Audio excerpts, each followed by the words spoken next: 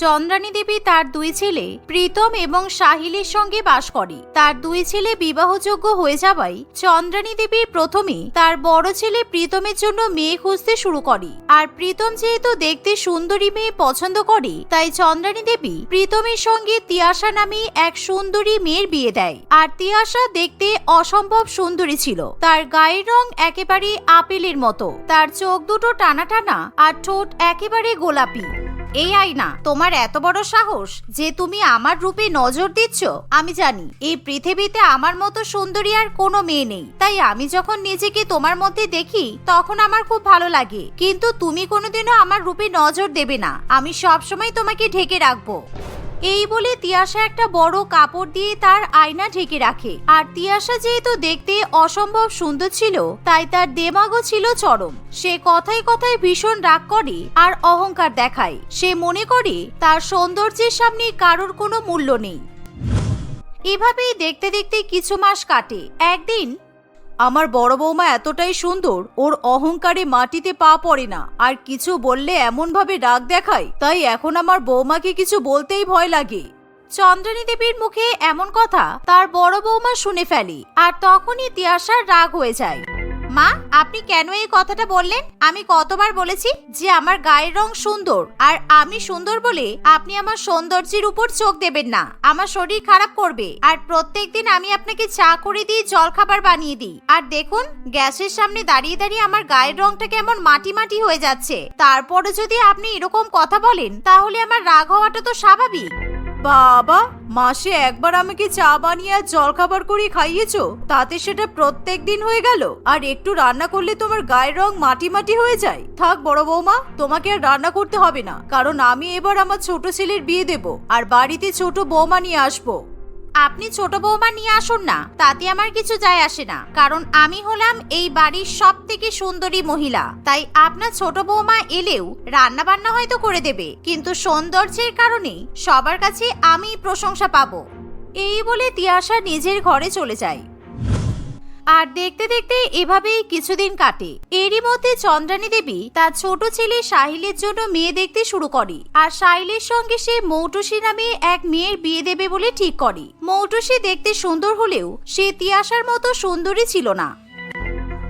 আর একদিন চন্দ্রানী দেবী তার পরিবারের সকলকে নিয়ে মৌটুসীকে দেখতে যায়। ইস মা, আপনি এই মেয়েটার সঙ্গে আমার দেওরের বিয়ে দেবেন বলে ঠিক করেছেন? সত্যিই তো দেখছি আপনার কোনো চয়েস নেই। আমার তো মনে হচ্ছে এই মেয়েটার নাকটা একটু বাঁকা। দেখি মৌটুসী, তোমার নাকটা আর চোখটা কিন্তু আমার মতো সুন্দর নয়, আর গায়ের রংটা ফর্সা হলেও আমার মতো ফর্সা নয়। মা, আপনি কিন্তু একেবারে মেয়ে খুঁজতে পারেননি, মানে আমার মতো সুন্দরী মেয়ে আপনি খুঁজতেই পারেননি।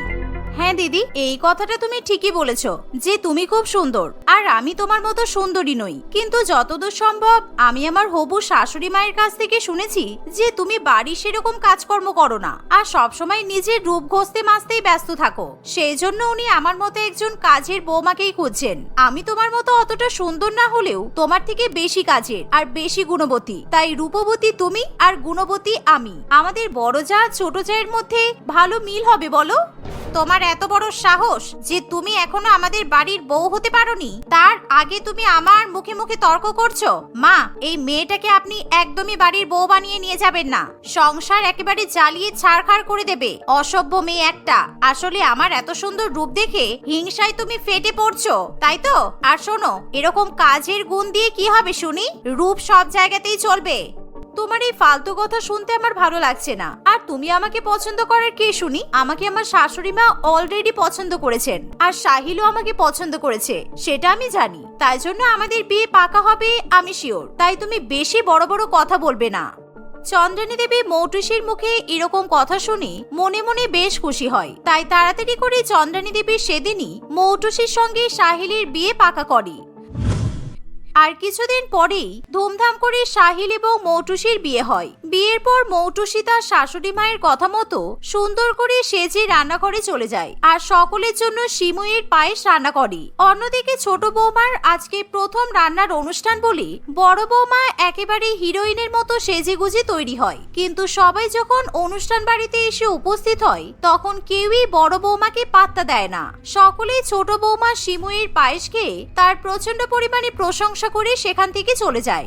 একেবারে অসহ্যকর। আমার এই ছোট যা এসে আমার বাজার একেবারে কিনে নিয়েছে। আমি এত সুন্দরী হয়েও সেজেগুজে আর কারোর কাছে পাত্তা পাচ্ছি না। আমার আর ভালো লাগছে না। কি হলো বড় বৌমা, তুমি এরকম মুখ লাল করে বসে আছো কেন আর একা একা কথা বলছো? সিমুই খাবে? এসো, ছোট বৌমা খুব ভালো সিমুই রান্না করেছে, খেয়ে দেখো একবার। না, আমি ওর হাতের রান্না খাবো না, কারণ ও আমাকে কথায় কথায় অপমান করে। আর আজকে ও আমাকে অপমান করলো কারণ আমি এত সুন্দর করে শাড়ি পরে মেকআপ করে সাজলাম, কিন্তু ওর রান্নার জন্য কেউ আমাকে প্রশংসা করলো না। ওর বিয়ের দিনও আমি খুব সুন্দর করে সেজেছিলাম, কিন্তু সেই দিনও আমাকে কেউ পাত্তা দেয়নি। তাই আমি এখন আর খাওয়া দাওয়া করবো না। দিদি, তুমি বেকার বেকার আমার উপর রাগ করছো। আর আজকে তো বিয়ের পর আমার প্রথম রান্নার অনুষ্ঠান, তাই তুমিই বা হিরোইনদের মতো সাজতে গেছো কেন? আর যখন আমার বিয়ে হলো তখন স্বাভাবিক সবাই তো নতুন বউয়েরই প্রশংসা করবে। তুমি যখন নতুন বউ হয়েছিলে তখন তো সবাই তোমার প্রশংসা করেছে, তাই তুমি আমার বিয়ের সময় নিজের প্রশংসা কুড়ানোর জন্য সাজছো কেন? তোমার এত বড় সাহস, তুমি বললে আমি প্রশংসা কুড়াতে চাই? কেন, আমি কি ভিখারি নাকি যে আমি প্রশংসা কুড়াবো?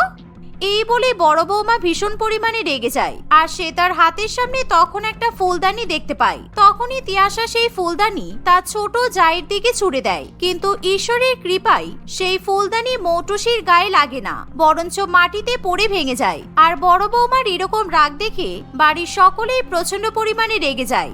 আমাকে নিয়ে তোমরা কোনো রকম কোনো কথা বলবে না, কারণ আমার ব্যাপারে কথা বলার তোমাদের কোনো যোগ্যতা নেই। যেই বাড়িতে আমার সৌন্দর্যের কোনো কদর নেই, আমার সেখানে থাকতে ইচ্ছে করে না, কিন্তু আমার তো কোথাও যাওয়ার মতো উপায় নেই। এই বলে তিয়াশা রাগে গজগজ করতে করতে নিজের ঘরে চলে যায়। আর এভাবেই দেখতে দেখতে কিছুদিন কাটে আর মৌটুসি একেবারে পাক্কা গৃহিণীর মতো সংসারের সমস্ত কাজকর্মের দায়িত্ব নিজের কাঁধে তুলে নেয়। আর এর ফলে চন্দ্রানী দেবী সবসময় তার ছোট বৌমার প্রশংসা করে, আর সেই জন্য বড় বৌমা কিছুতেই তার ছোট যাকে সহ্য করতে পারে না। চন্দ্রানী দেবী যখনই তার দুই বৌমার সঙ্গে কোনো নিমন্ত্রণ বাড়িতে যায়, তখন বড় বৌমা একেবারে আকাশের চাঁদের মতো সেজে গেলেও শাশুড়ি মা সবসময় সকলের সামনে ছোট বৌমারই প্রশংসা করে, কারণ সে খুবই সংসারী এবং সংস্কারী মেয়ে ছিল।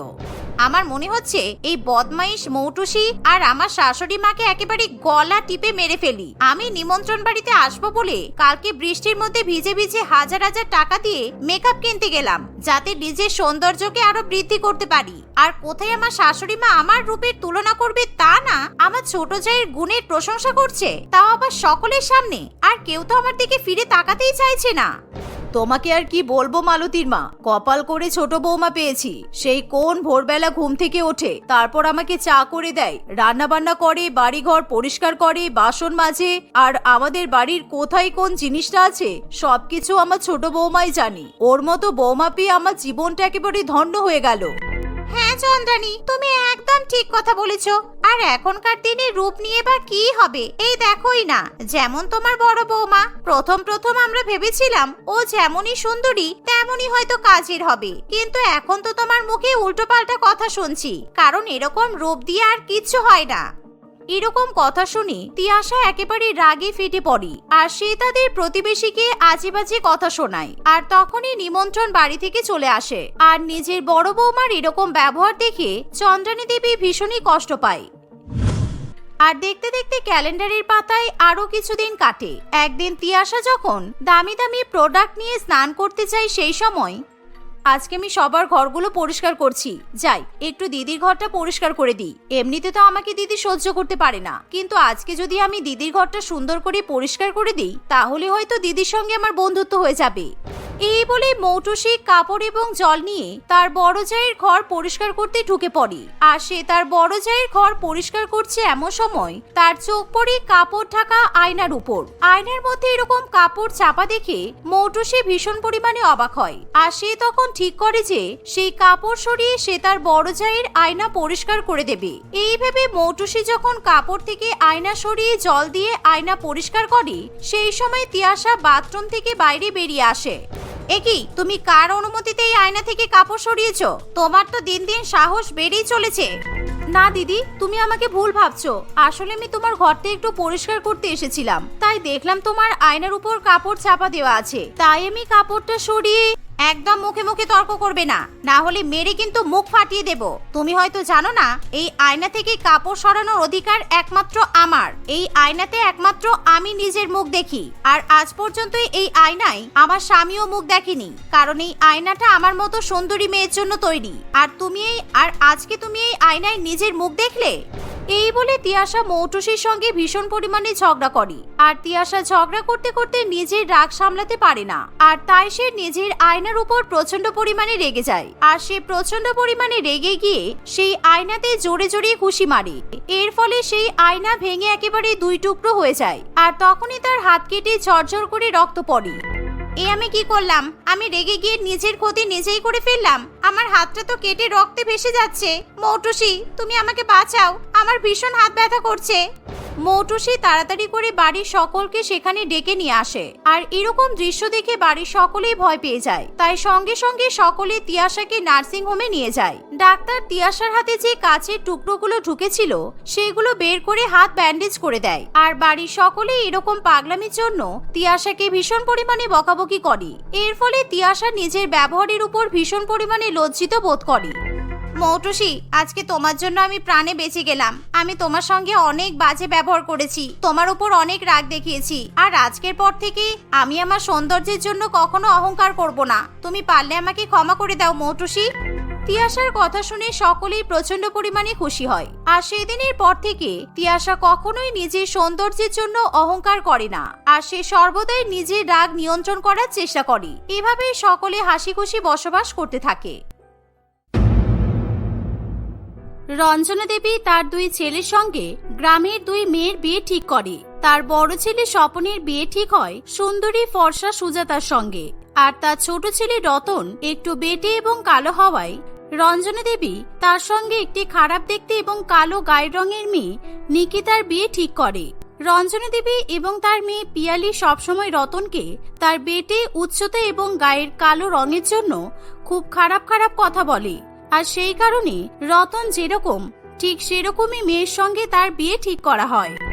স্বপনদা, আমি তোর আর সুজাতা বৌদির বিয়ের পর বাসর রাত নিয়ে খুব এক্সাইটেড। বাসর রাতে আমি আমার বান্ধবীদের সঙ্গে সারা রাত জাগবো, আর অনেক নাচ গান হই হুল্লোড় করবো, ঠিক আছে? শোন বনু, আমাকে আর বৌদিকে কিন্তু বেশি ডিস্টার্ব করবে না বলে দিলাম, কেননা আমরা এমনিতেই বিয়ে করে টায়ার্ড থাকবো, আর তাই প্লিজ আমাদের একটু ঘুমাতে দিস। আর এমনিও গ্রামের দিকে যদি বেশি গান বাজনা নাচ করিস তাহলে কিন্তু পাড়া প্রতিবেশীরা বিয়ে বাড়িতে ছুটে আসবে বলে দিলাম। শোন, তোকে ওসব ব্যাপারে ভাবতে হবে না, আমি সুজাতা বৌদির সঙ্গে বুঝে নেব। এমন সময় রতন সেখানে চলে আসে। সে তার দাদা এবং বোনের কথা শুনতে পায়, কিন্তু রতনের মনে মনে খুবই খারাপ লাগে, কারণ সকলে স্বপন এবং সুজাতার বিয়ে এবং বাসর রাত নিয়ে খুবই উত্তেজিত থাকে। কিন্তু স্বপন এবং সুজাতার সঙ্গে সঙ্গে যে রতন ও নিকিতারও বিয়ে হচ্ছে সেই ব্যাপারটা সকলেই প্রায় ভুলে যায়।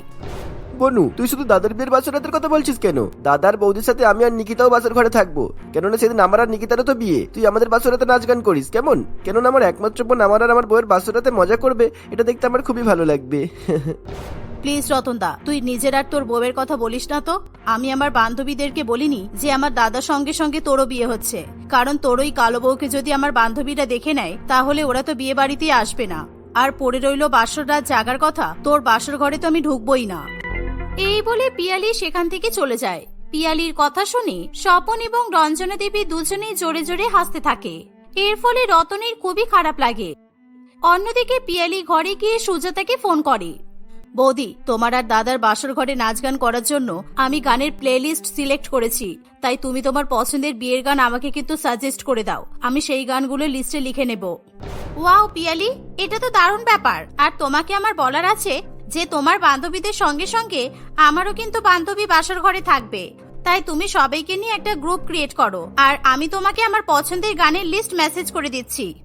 আচ্ছা ঠিক আছে, তাড়াতাড়ি মেসেজ করো কিন্তু। এই বলে পিয়ালি ফোন রেখে দেয়। সুজাতা যখন নিজের পছন্দের গান পিয়ালিকে মেসেজ করছে তখন সুজাতার পাশে নিকিতা উপস্থিত থাকে, কারণ নিকিতা ছিল সুজাতার জেঠির মেয়ে। সুজাতার যখন স্বপনের সঙ্গে বিয়ে ঠিক হয় তখন রতনের জন্য কালো নিকিতাকে পছন্দ করা হয়, কারণ রতন এবং নিকিতার বিয়ে ঠিক হতে খুব সমস্যা হচ্ছিল, তাই দুই কালো পাত্রপাত্রীর বিয়ে ঠিক করে দেওয়া হয়। আমার বিয়ের পর বাসর ঘরে খুব মজা হবে, কারণ আমার ননদ বাসর ঘর নিয়ে অনেক প্ল্যান করছে। আমি বিয়ের ফুল ফুটবে যখন তোমায় প্রথম দেখেছিলাম, আর যেন ওই কি গানটা, হ্যাঁ, যতই করো বাহানা, যতই করো না না না, এই গানগুলো আমি সব আমার ননদকে পাঠিয়ে দিচ্ছি।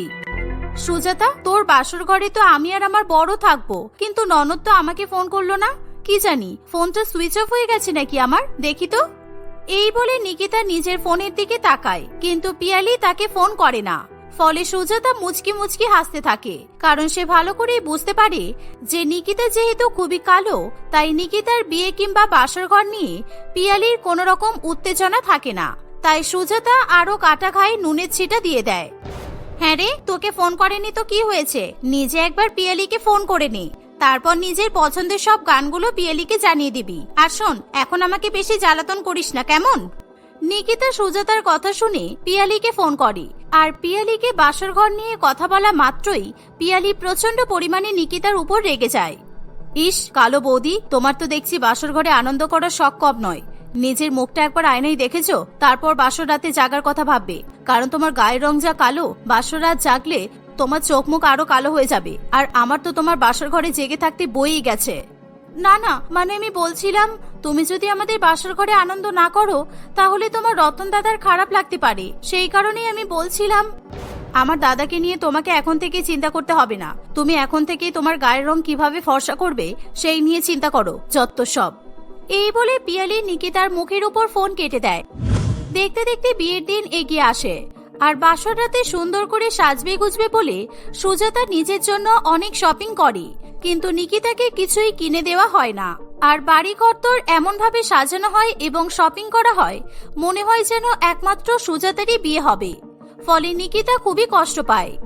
একদিন আমার বাসর ঘরে আমার ননদিনীর সঙ্গে আমিও নাচ গান করবো, তাই আমি ভালো করে নাচ প্র্যাকটিস করে নিই। আর পিয়ালি আমাকে ভালো ভালো ডান্স স্টেপও ভিডিও কলে শিখিয়ে দিয়েছে। এই বলে সুজাতা আয়নার সামনে সেজে গুজে নিজে একা একাই নাচতে শুরু করে। যতই করো বাহানা, যতই করো না না না, বাসর রাতে বিয়ের ফুল ফুটবে, বাজবে বিয়ের সানাই বাজনা। যতই করো বাহানা স্বপন, যতই করো বাহানা, বিয়ের ফুল ফুটবে, বাজবে সানাই বাজনা। নিকিতা দরজার পেছনে লুকিয়ে লুকিয়ে সুজাতার এরকম নাচের গান দেখে তার চোখে জল চলে আসে, কারণ সে নাচ গান কিছুরই প্র্যাকটিস করতে পারে না। এভাবে দেখতে দেখতে কিছুদিন কাটে। দুই ভাই এবং দুই বোনের বিয়ে উপলক্ষে পাত্রপক্ষ এবং কন্যাপক্ষের বাড়ি আলোতে সেজে ওঠে। সেদিন সুজাতা সেজে গুজে নিজের ঘরে বসে আছে, এমন সময় পিয়ালি তার কাছে আসে। বৌদি, তোমাকে কি সুন্দর দেখতে লাগছে। আর ওই নিকিতাকে দেখলাম, কি বাজে দেখতে গো ওকে, গায়ের রং একেবারে কয়লার থেকেও কালো। তোমার রূপের সঙ্গে ওর কোনো তুলনাই হয় না, সেই কারণে আমি চাই না যে রতনদা আর ওই নিকিতার বাসর ঘরে থাকুক। আরে তুমি এখন থেকে এত চিন্তা করছো কেন? আমারও তো একেবারেই পছন্দ নয় যে ওই বাজে দেখতে নিকিতা আমাদের পাশে বসে একই সঙ্গে বাসর ঘর জাগবে। তাই আমাদের বিয়ে হয়ে গেলে আমি যে করেই হোক ওকে বাসর ঘরে ঢুকতে দেব না। ঠিক আছে বৌদি, কারণ আমার সব বান্ধবীরা আসবে, আর তোমারও অনেক বান্ধবীরা আসবে। ওরা যদি ওরকম কালো নিকিতা আর আমার রতনদাকে দেখে, তাহলে খুব হাসাহাসি করবে, আর আমাদের বাসর ঘরের আনন্দটাই মাটি হয়ে যাবে। ঠিক বলেছো, শুধু আমি আর স্বপনদাই বর বউ হিসেবে বাসর ঘরে থাকবো। পিয়ালি তার সুন্দর এবং ফর্সা বৌদির কথা শুনে খুবই খুশি হয়। কিছুক্ষণের মধ্যে স্বপনের সঙ্গে পিয়ালির এবং রতনের সঙ্গে নিকিতার বিয়ে হয়ে যায়। কিন্তু নিকিতা এবং রতনের কালো রং দেখে আত্মীয় স্বজনরা মুচকি মুচকি হাসতে থাকে। তারা অনেক খারাপ খারাপ মন্তব্যও করে। ফলে বিয়ের সময় নিকিতা এবং রতনের মুখ ছোট হয়ে থাকে। বিয়ের পর চলো নিকিতা, আমার ছোট বোন পিয়ালি আমাদের সবার জন্য বাসর ঘরের ব্যবস্থা করেছে, তাই আমরা এখন বাসর ঘরে গিয়ে সবার সাথে মিলেমিশে অনেক আনন্দ করব। কিন্তু ওরা যদি আমাকে তোমার বাসর ঘরে ঢুকতে না দেয়, কারণ একে ওরা আমার কালো রঙের জন্য আমাকে পছন্দ করে না। এই কারণে বিয়ের আগে আমি যখন তোমার বোনকে ফোন করে বাসর ঘরে জাগার কথা বলেছিলাম, তখনও খুব রেগে গিয়েছিল। শোনো, বিয়ের পর বাসর ঘরে যাওয়ার জন্য যেমন স্বপন আর সুজাতার অধিকার আছে, তেমন আমার আর তোমার অধিকার আছে, তাই আমরা ওদের সাথে বাসর ঘরে জাগবো। এই বলে রতন নিকিতাকে নিয়ে বাসর ঘরের দিকে যায়, আর পিয়ালি সুন্দর করে ফুল দিয়ে এবং প্রদীপ জ্বালিয়ে বাসর ঘর সাজিয়ে ফেলে। এত সুন্দর বাসর ঘর দেখে স্বপন এবং সুজাতা ভীষণ পরিমাণে খুশি হয়। তারা সবাই মিলে বাসর ঘরে বসে অনেক হাসি ঠাট্টা এবং আনন্দ করতে থাকে। এমন সময় রতন তার বউকে নিয়ে সেখানে ঢুকতে যায়। নিকিতা, তুই আর তোর বর একদমই বাসর ঘরে ঢুকতে পারবি না, কারণ দেখতেই তো পাচ্ছিস ঘরটা একই ছোট, তাই আমরা অনেক কষ্ট করে বসে আছি। সুতরাং তুই আর তোর বর যদি আমাদের সঙ্গে একসঙ্গে বাসর ঘরে থাকিস তাহলে আমাদের অনেক সমস্যা হতে পারে। সুজাতার এমন কথা শুনে নিকিতা এবং রতন মনে মনে খুবই কষ্ট পায়। নিকিতা এবং রতন খুব ভালো মতোই বুঝতে পারে যে সবাই মিলে পরিকল্পনা করে এরকম ছোট ঘরে বাসর ঘরের অনুষ্ঠান পালন করছে, যাতে সেখানে নিকিতা এবং রতন উপস্থিত থাকতে না পারে। ঠিক আছে সুজাতা, কোনো ব্যাপার নয়, তোরা তাহলে এখন আনন্দ কর। কিন্তু আমি আর রতন তাহলে কোথায় বাসর ঘর পালন করব? কারণ গ্রামের দিকের বিয়ে বাড়ি বুঝতেই তো পাচ্ছিস, এই বিয়ে বাড়িতে একটা ঘর ছাড়া আর কোনো ঘরই নেই। কেন, তুমি আর রতনদা উঠানে গিয়ে ঘুমিয়ে পড়ো, আর যদি তোমাদের ইচ্ছা হয় উঠানে বসে নিজেদের বাসর ঘর পালন করতে পারো। কালো বউয়ের আবার বাসর ঘর পালন করার শখ হয়েছে, যাও এখান থেকে বেরিয়ে যাও, কারণ আমরা এখন নাচ গান করবো। এত অপমান শুনে নিকিতা এবং রতন কাঁদতে কাঁদতে বাসর ঘর থেকে বেরিয়ে যায়। বেশ করেছিস পিয়ালি, তোর এই কালো বৌদিকে তুই বাসর ঘর থেকে তাড়িয়ে দিয়েছিস, কারণ আমরা যখন নাচ গান করবো, ওর ফটো তুলবো, তখন ওর কালো মুখটা আমাদের ফটোতে চলে আসবে, আর ফেসবুকে সেই ফটো দিলে সবাই হাসাহাসি করবে। আমরা সবাই ফটো দেব #বাসরঘর, আর সেখানে যদি ওরকম কালো মুখ থাকে তাহলে তো আমরা পুরো ট্রল হয়ে যাব। আরে ওই কারণেই তো ওদের দুজনকে বের করে দিলাম, আমি কালো গায়ের রং একদম সহ্য করতে পারি না। এভাবে সকলে মিলে আনন্দ করে বাসর ঘর জাগতে শুরু করে, আর সেই বাসর ঘরে পিয়ালি, সুজাতা এবং তার বন্ধু বান্ধবীরা অনেক নাচ গানও করতে থাকে। অন্যদিকে কালো, রতন এবং নিকিতা অন্ধকারে উঠানের মধ্যে বসে থাকে। দুজনে বাসর ঘরে এত আনন্দ উৎসবের গান বাজনা শুনে মনে মনে কষ্ট পায়। দেখতে দেখতে কিছুক্ষণ কেটে যায়। অন্যদিকে পিয়ালি, সুজাতা এবং বাসর ঘরে উপস্থিত সকলে মধ্যরাতে ক্লান্ত হয়ে ঘুমিয়ে পড়ে। ঠিক এমন সময় নিকিতার বাথরুমে যাওয়ার প্রয়োজন পড়ে। সে বাথরুমের দিকে যাবে, এমন সময় না পেরে তাকে বাসর ঘরে দৌড়ে ঢুকতে হয়। বাসর ঘরে জোরে জোরে লাঠির আওয়াজ শুনে সকলের ঘুম ভেঙে যায়। বদমাইশ মেয়ে, তুই আবার আমার ঘরে ঢুকেছিস, তাও আবার হাতে লাঠি নিয়ে। তোকে বাসর ঘরে থাকতে দেইনি বলে তুই আমাদের প্রাণে মারতে চাইছিস? তোরা নিজেদের রূপের অহংকারে এমন অন্ধ হয়ে গিয়েছিস যে তোদের পাশে একটা বিষধর সাপ বসে আছে, সেটা তোরা চোখে দেখতে পাচ্ছিস না। ওই দেখ। এই বলে নিকিতা আবার বিষধর সাপের গায়ে লাঠির বাড়ি মারতে থাকে। অত বড় বিষাক্ত সাপ দেখে বাসর ঘরে উপস্থিত সকলেই ভয় পেয়ে যায়। তারা চিৎকার চেঁচামেচি করতে থাকে, ফলে তার পরিবারের সকলেই সেখানে এসে উপস্থিত হয়। নিকিতা নিজের প্রাণের পরোয়া না করে বিষাক্ত সাপটিকে লাঠির বাড়ি মেরে বাগানের দিকে তাড়িয়ে দেয়। আসলে যখন বাসর ঘরের মধ্যে সকলে ঘুমাচ্ছিল, তখন তাদের অজান্তেই একটি বিষধর সাপ ঘরের মধ্যে ঢুকে আসে, আর তারা সেটা টেরও পায় না। কিন্তু নিকিতা সেই সাপটিকে মেরে তাড়িয়ে দিলে সকলে চিন্তামুক্ত হয়। আজকে যদি আমি সঠিক সময়ে সাপটাকে দেখতে না পেতাম, তাহলে বাসর ঘরে উপস্থিত তোরা সবাই নিজেদের প্রাণ হারাতিস। আমার মনে হয় তোরা আমাদের এমন অপমান করেছিস, তাই ঈশ্বর তোদেরকে শাস্তি দেওয়ার জন্য এই সাপটা ঘরে পাঠিয়েছিল। কিন্তু আমি যেহেতু ভালো মানুষ, তাই তোদেরকে শাস্তি দেওয়া নিজের চোখে দেখতে পারলাম না, তাই আমি ঘরে এসে সাপটাকে মেরে তাড়িয়ে দিলাম। নিকিতার এমন কথা শুনে পিয়ালি এবং সুজাতা ভীষণ লজ্জা পেয়ে যায়। বাসর ঘরে উপস্থিত সকলেই নিজেদের ভুল বুঝতে পারে। পিয়ালি এবং সুজাতা নিকিতা এবং রতনের কাছে হাত জোড় করে ক্ষমা চায় এবং তাদেরকেও বাসর ঘরে এসে আনন্দ করার কথা বলে। বৌদি, আমার খুব ভুল হয়ে গেছে, আমি আর কখনো তোমাদের গায়ের রং নিয়ে তোমাদেরকে ছোট করব না। আমরা ফর্সা হলেও মানুষ হিসেবে অনেক খারাপ, কিন্তু তুমি ভালো বলে আমাদেরকে প্রাণে বাঁচিয়ে দিলে, তাই এখন আমরা বাসর ঘরে সবাই মিলে একসঙ্গে আনন্দ করব। নিকিতা এবং রতন পিয়ালির এমন কথা শুনে খুবই খুশি হয়। এভাবেই তারা সকলে মিলে আবার বাসর ঘরে আনন্দ করতে শুরু করে।